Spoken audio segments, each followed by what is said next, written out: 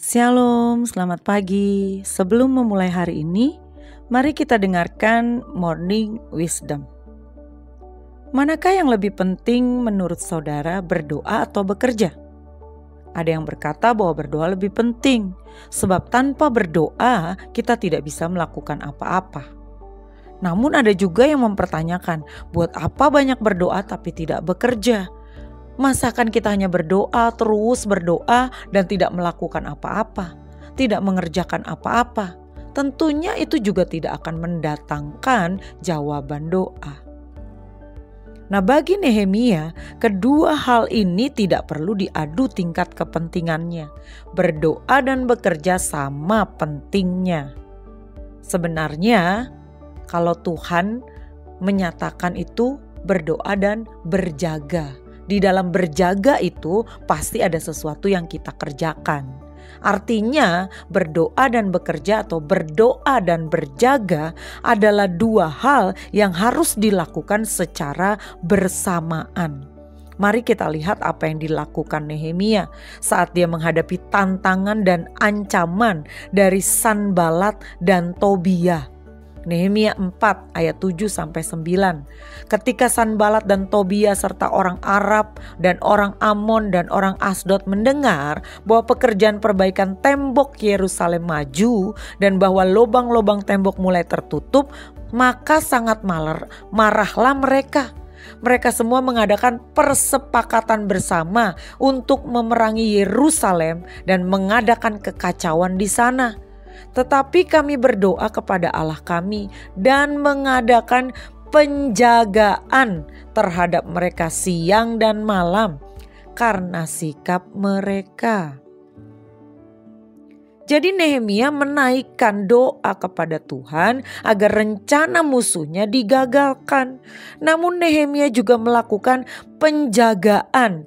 Dia memerintahkan orang-orangnya berjaga-jaga, tetap berjaga supaya dapat mengantisipasi bila sewaktu-waktu ada serangan musuh. Betapa penting ya, berjaga-jaga itu adalah sama dengan bekerja, melakukan sesuatu dari pihak kita. Tidak cukup hanya berdoa. Dari Nehemia kita belajar bahwa doa adalah hal yang sangat penting.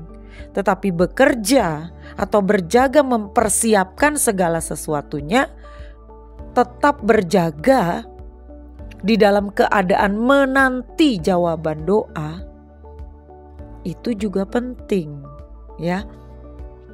Dalam film Facing the Giants, seorang pendeta berkata kepada seorang pelatih football tentang dua petani yang sama-sama berdoa meminta hujan kepada Tuhan.